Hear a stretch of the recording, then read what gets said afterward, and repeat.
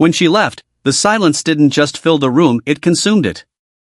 Every echo of her voice lingered in the air, haunting like a melody that refused to fade. You replay the last conversation in your head, again and again, trying to find the moment where everything began to fall apart. Maybe it wasn't in her words.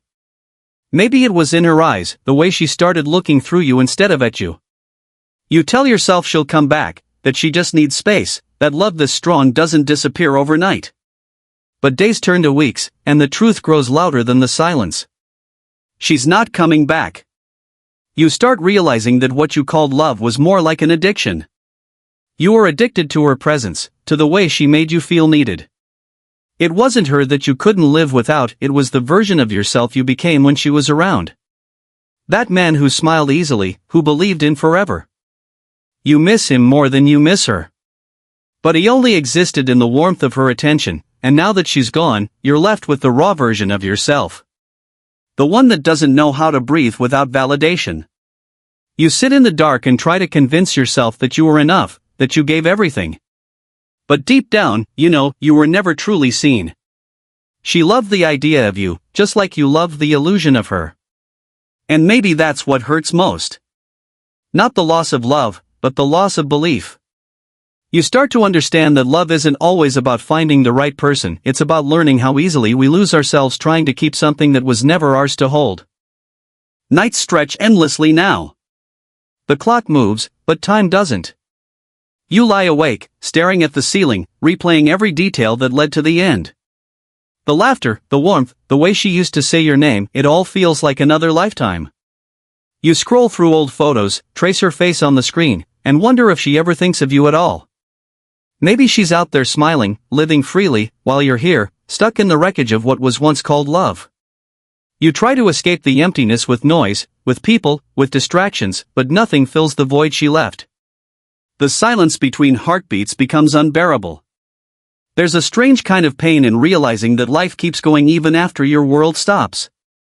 Friends tell you to move on, to find someone new, but they don't understand. You don't miss her body, you miss the peace you thought she brought. You miss the comfort of knowing someone was there, even when she wasn't really present. The truth starts to sink in slowly, she didn't betray you. You betrayed yourself by ignoring the signs, by clinging to moments that were already fading. You remember all the times you felt small but stayed anyway, convincing yourself it was love when it was dependency. You mistake her absence for heartbreak, when really, it's the withdrawal of attachment. You're detoxing from the illusion of safety, from the fantasy that someone else could fix what you refuse to face within. The void doesn't come from losing her, it comes from meeting yourself for the first time, stripped of everything that once defined you. And in that emptiness, you begin to see the truth. Healing isn't about getting her back, it's about finally coming back to yourself. Anger becomes your new companion. It lives in your chest, heavy and restless, waiting to explode at anything that moves. You tell yourself you're fine, but the mirror knows better. You see it in your eyes, the fire, the exhaustion, the ache of trying to pretend that you don't care. You push yourself harder in the gym, lifting like you're trying to punish your own heart. You drown the noise in music, in parties, in people who don't matter. For a few hours, the world blurs. But when the lights go out and the noise fades, the silence returns, whispering the truth you've been running from. You're not angry at her. Not really. You're angry at yourself for giving too much, for believing too deeply, for allowing someone to define your worth. You replay the arguments, the apologies, the promises that meant nothing.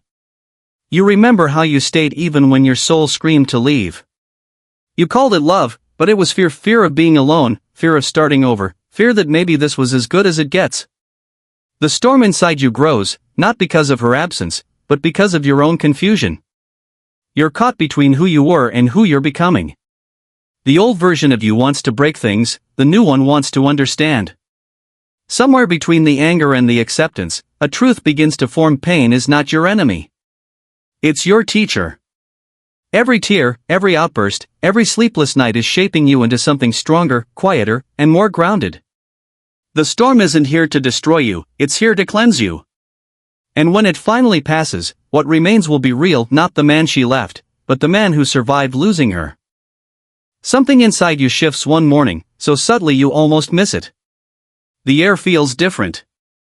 The pain hasn't vanished, but it doesn't control you the way it once did.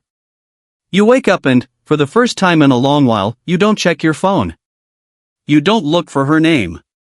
You simply breathe. There's a strange kind of calm in that, like your soul is learning how to exist without needing permission. The emptiness that used to terrify you begins to feel like space, not absence. A space where something new can grow. You start to see the breakup for what it really was, not a punishment, but a revelation. She didn't destroy you, she revealed what you had ignored. The version of you that loved her was incomplete, still searching for validation in someone else's hands. Now you start rebuilding, piece by piece. You read. You move. You sit in silence and listen to the noise inside your own mind until it starts to make sense. You stop asking why she left and start asking why you stayed after love stopped feeling like peace. You begin to understand that solitude isn't loneliness, it's clarity. It's the sound of your own heartbeat reminding you that you are still alive, still capable, still becoming. You start doing things for yourself, not to prove a point, but to feel whole again. The gym becomes therapy, the sunrise becomes hope, and your thoughts, once chaotic, now move with direction. You realize that growth doesn't happen in comfort, it happens in the aftermath of loss. And in that stillness, in that quiet awakening, you finally grasp the truth: her leaving wasn't the end of your story, it was the beginning of your becoming. You begin to see the world differently now.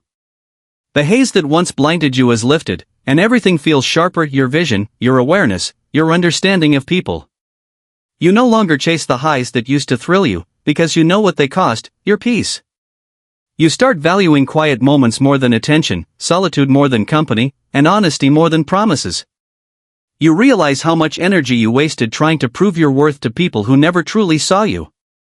Now, your silence is louder than your explanations. You don't argue anymore. You observe. You don't react. You choose. There's power in that calm. You understand that peace is not found in control but in acceptance. You can't force loyalty, you can't demand love, and you can't heal through revenge. You've learned that not everything needs closure, some things just need distance. You stop explaining yourself to people who are committed to misunderstanding you. Your focus shifts inward. You build, you grow, you refine. The old you sought validation, the new you seeks direction. The distractions that once entertained you now feel empty. The chaos that once excited you now drains you. You stop being available for drama because it no longer matches your frequency. You move differently, not out of ego, but alignment. You start protecting your peace like it's sacred, because now you know it is. You realize you don't need to be seen to be significant. You don't need to shout to be heard. You carry yourself with quiet certainty, because strength doesn't always roar. Sometimes it just breathes, steady and unshaken. And that's when you understand you haven't become colder, you've just become clear. You start rebuilding your life from the ground up. No shortcuts this time, no pretending, no chasing quick fixes. You wake up earlier, not because you have to, but because you want to meet the day on your own terms. The discipline that once felt like punishment now feels like freedom. Every small action becomes a promise to yourself: every workout, every task, every quiet hour spent improving instead of escaping. You realize that routine is not a cage, it's the foundation of peace. Consistency becomes your new language, and effort your new prayer. You start keeping your word, especially to yourself. You stop negotiating with your own excuses. You train not just your body, but your mind, learning how to stay still when everything in you wants to run. The chaos that once consumed you begins to fade as you replace it with order. You begin to understand that growth isn't always exciting, it's repetitive, it's lonely, it's quiet. But that's where the real transformation hides. In the mornings you show up even when you're tired. In the nights you choose purpose over distraction. You no longer chase motivation, you build momentum. The pain that once felt unbearable now fuels you. You stop seeing heartbreak as weakness and start seeing it as the moment your character was born. The boy who needed love has turned into the man who creates purpose. You no longer need to be saved, you become your own stability. You understand now that masculinity isn't about aggression, it's about direction. The calm, the focus, the discipline, these are your weapons. You're not proving anyone wrong anymore. You're proving yourself right. And with each day you stay consistent, you rise quietly into the man you were always meant to be. Detachment doesn't happen overnight. It starts slowly, like a tide pulling back from the shore. One day you realize you didn't think about her until afternoon. Another day, you scroll past her picture and feel nothing. It's not that you've stopped caring, it's that you've finally accepted what's gone. You no longer crave the closure that never came, and you stop rehearsing the conversations you'll never have. The weight on your chest begins to lighten, not because she apologized, but because you forgave yourself for staying too long, for hoping too much, for forgetting your own worth. You learn that letting go isn't a dramatic act, it's quiet. It's a slow return to yourself. You stop explaining your absence to people who were never present for your pain. You start understanding that some people don't deserve another version of your love, they deserve the distance your growth created. The world starts to open again. You laugh, but this time it's real. You feel the wind, notice the details, appreciate the stillness. You realize that peace doesn't ask for attention, it just exists. You no longer chase anyone's energy. You match what's given and withdraw when it's not. You stop proving, stop fixing, stop waiting. Your silence becomes your strength. Detachment doesn't mean coldness, it means clarity. It means being able to see without projecting, to feel without falling, to love without losing yourself. You learn to care without clinging and to remember without reliving. You stop expecting the past to make sense and accept that it served its purpose. What once felt like a wound now feels like wisdom. You're no longer trying to escape the pain, you've simply outgrown it. There comes a moment when everything inside you softens. The anger fades, the memories lose their sting, and the story no longer hurts to remember. You catch yourself smiling again, not because you forgot, but because you've made peace with what happened. The pain that once controlled your every thought now feels like a distant echo, something that shaped you but no longer defines you. You begin to see yourself differently in the mirror. The eyes that once looked lost now hold calmness, the kind that can only come from surviving what tried to break you. You start to laugh at small things again, noticing how life keeps moving forward no matter how hard you try to stop it. People start to notice the change in you. They see the stillness in your presence, the steadiness in your words. You no longer chase energy, you attract it. You no longer crave validation, you radiate assurance. The peace you built within starts reflecting outward. You understand now that healing wasn't about getting over her, it was about coming home to yourself. You've rebuilt what she didn't appreciate, a man who no longer depends on chaos to feel alive. And then, the universe tests you. She might reappear, or someone new might arrive.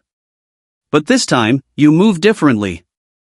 You no longer see love as rescue, you see it as a choice, something that must align with your peace. The man she left behind is gone.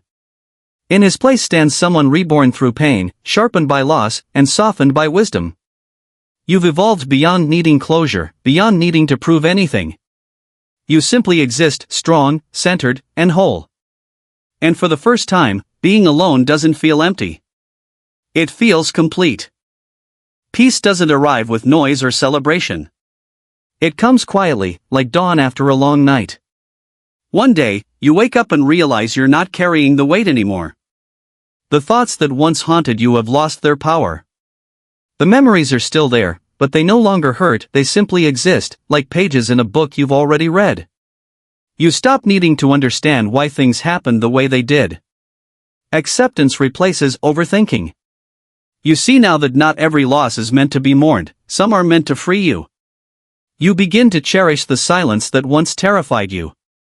It becomes your sanctuary, your proof that calm is possible after chaos. You no longer seek revenge, validation, or recognition. You've learned that not reacting is the ultimate form of power. You carry yourself differently, not because you want to prove something, but because you finally understand yourself. The noise of the world no longer shakes you, your peace has become unshakable. You don't chase, you don't beg, you don't explain, you simply move with grace. Sometimes you think of her, not with pain, but with gratitude. Because her leaving was the moment you met yourself. Without that loss, you'd still be searching for meaning in someone else's hands. Now, you create your own. You pour your energy into growth, into purpose, into presence. You understand that love, when it's real, should never cost your peace. And if it does, it's not love, it's attachment. You walk forward lighter, quieter, more grounded. You don't need closure, apologies, or attention. You've outgrown them all. The journey wasn't about finding her again, it was about finding you. And in that discovery, you finally understand what peace truly means.